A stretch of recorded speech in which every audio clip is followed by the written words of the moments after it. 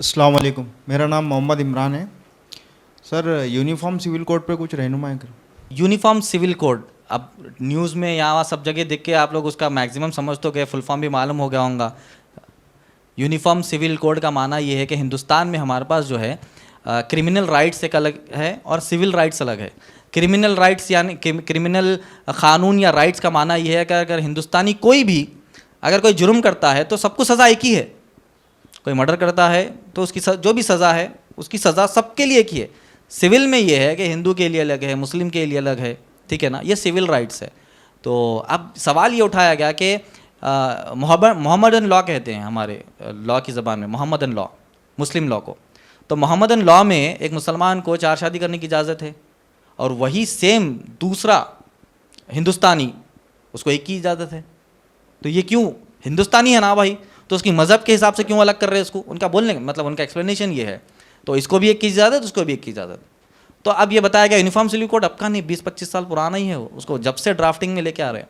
तो उसका ये है कि पूरे सारे के सारे हिंदुस्तानियों का एक ही कानून होना चाहिए, जैसा क्राइम में है, क्रिमिनल में जैसा एक ही कानून है, सिविल में भी ऐसी होना चाहिए एक कानून, सिविल राइट्स आपके, जैसा शादी ब्याह के है, डिवोर्स के है और विरासत के, इनहेरिटेंस के है, ये सबका एक ही कानून होना चाहिए। हिंदू का नहीं अलग, उसका मुसलमानों का अलग नहीं होना चाहिए। बहरहाल ये जो ड्राफ्ट बन रहा है, देखो ये सब चीज़ें कब उठती? इलेक्शन करीब है, समझ लेना। इलेक्शन करीब तो इतने फिल्म आए, इलेक्शन करीब तो ये सब निकला।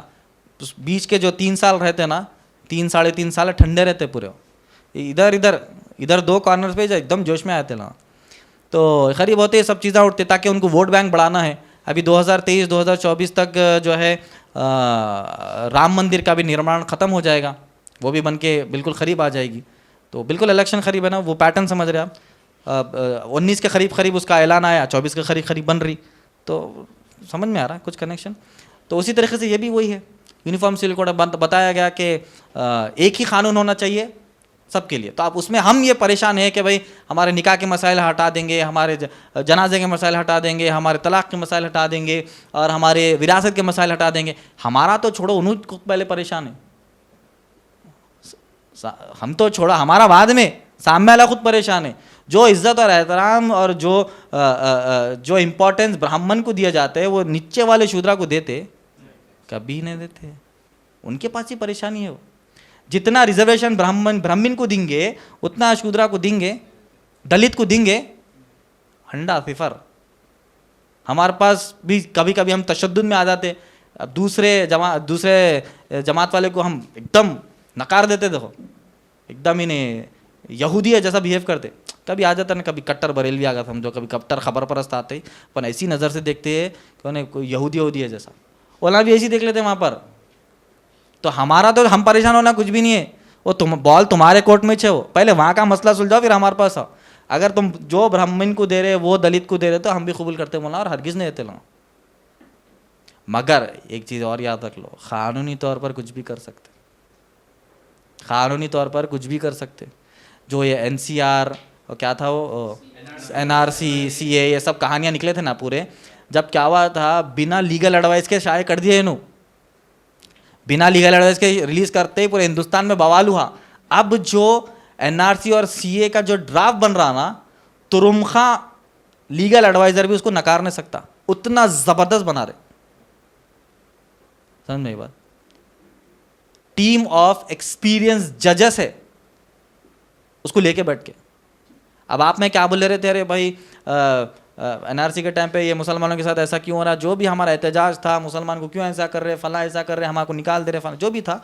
अब पूरा डाटा, पूरे हिंदुस्तान का डेटा निकाल के आपके नेशनल रिकॉर्ड्स में आपका नाम है नहीं है देख के, फिर वो जो ड्राफ्ट बन रहा CA का ज़बरदस्त बन रहा। तो यकीन जाने ये शिकंजे पूरे रेडी हो रहे हैं आपके और हमारे ख़िलाफ़, शरियत बनते और बचते जा रहा है। अब उससे कैसा बचना है? ज़मीन पे मेहनत, आसमान वाले से दुआ। फ़िरौन ने जो है षड्यंत्र रचा था, फ़िरौन ने जो है लश्कर निकाला था, किसके ख़िलाफ़? मूसा अलैहिस्सलाम के ख़िलाफ़। मगर अल्लाह की मार उसके ऊपर कैसा पड़ी? सोच सकते थे समंदर फट जाएगा, सोच सकते थे, तसव्वुर में भी नहीं आता ना, मगर फटा, मूसा अलैहिस्सलाम बचे और वो डूब गया। तो बोलने के बाद कितने भी बन जान दो, क्या भी हो जान दो, कितने भी ड्राफ्ट बन जान दो, कितने भी यूसीसी, अच्छा आप यूसीसी की बात करें, उसके अलावा जो है वन चाइल्ड पॉलिसी उनकी लाइन में है, एजुकेशन सिस्टम अब उनके हाथ में जाने वाला है, ये सब आने वाले हैं, ये सब एक के बाद एक फांसे फेंकेंगे लोग, कब कहाँ फेंकना है वो पूरा डिसाइड होता। तो बहरहाल कितना भी कुछ भी हो जान दो, हम हमारे एहतियाती तदाबीर को जो है लेकर चलना है, और उसी के साथ साथ जो है ज़मीन पर जो मेहनत करना है, जो कोशिशें करना है वो करते रहना है, और अल्लाह सुब्हाना ताला से दुआ तलब करते रहना है कि अल्लाह सुब्हाना ताला हमको, हमारे मुल्क को, हमारे अफराद को, ख़ानदान कबीले को, हमारे उम्मत मुस्लिमा को जो है ना महफूज रखे इंशाअल्लाह ताला।